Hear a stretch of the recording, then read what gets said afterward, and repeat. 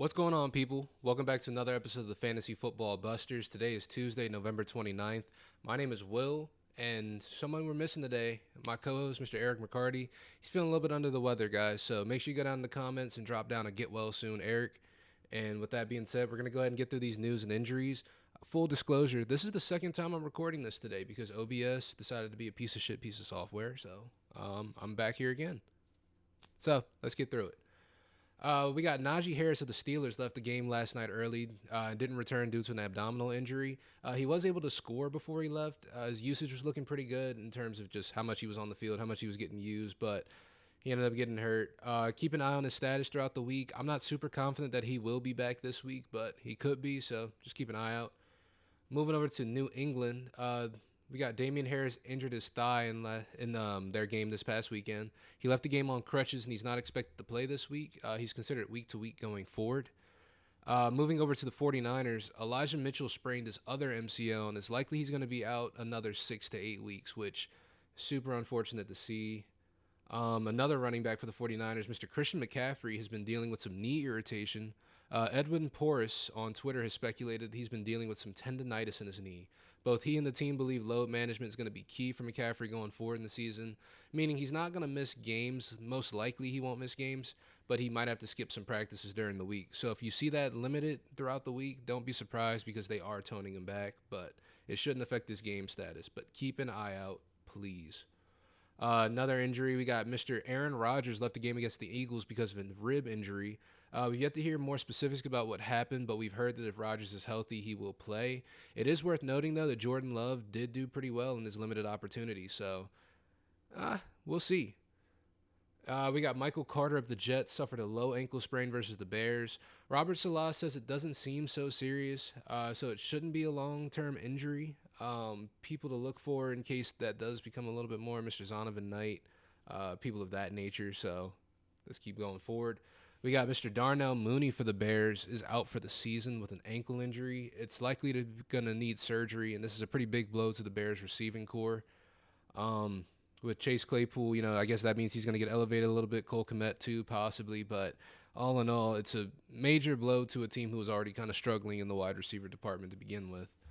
Going over to the Ravens, we got Isaiah Likely. He tweaked his ankle in practice on Friday, which is why he was inactive for their game against the Jaguars. So if anyone was wondering why he was such a late scratch, that's why. We got Travis Etienne in that same game, left the Ravens game early and did not return due to a foot injury. But the team says he was cleared by the medical staff to return to this game. They just held him out to be more cautious.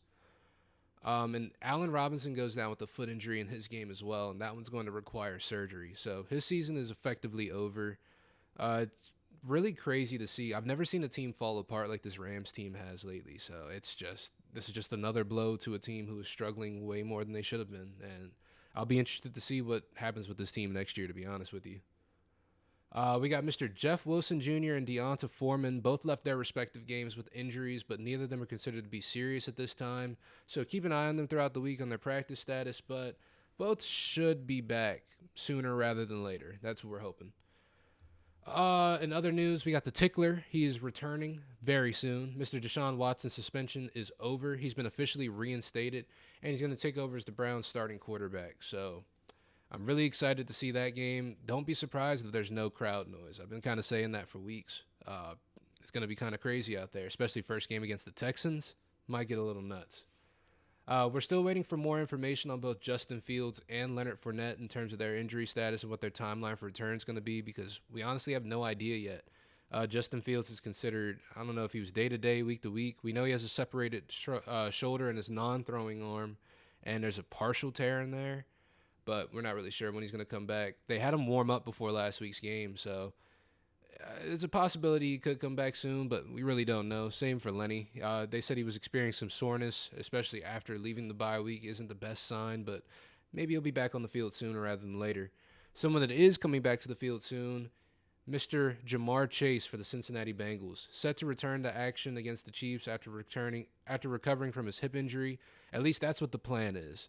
They were saying that last week he was developing really well into getting back onto the field, but just wasn't able to take those last few steps. And they're hoping that this week he will be able to take those steps and he will be back out there on the field. Someone else that hopefully they get back soon is Mr. Joe Mixon. He missed last week with a concussion, but he is trending in the right direction to play on Sunday, so he may be back off of concussion protocol soon. Speaking of concussion protocol, the Los Angeles Rams are unsure if Matt Stafford will return this season in general after suffering a second concussion in 3 weeks. Again, this Rams team is just struggling. And it seems like it doesn't really matter if Matt Stafford's back there or not. I wouldn't even say this is an upgrade or downgrade for the team because they have just been that bad, to be honest with you. But we're hoping for a good recovery from Mr. Matt Stafford. Concussions are no joke, and 2 and 3 weeks is not great.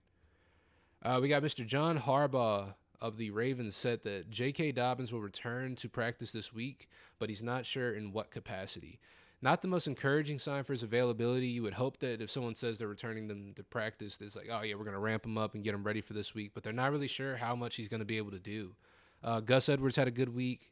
Prior weeks, Kenyon Drake was doing pretty well. So it's not really a rush to get J.K. Dobbins back there. But also when you're blowing games the way they did this past week, you kind of need all the help you can get. So hoping to see J.K. Dobbins out there sooner rather than later.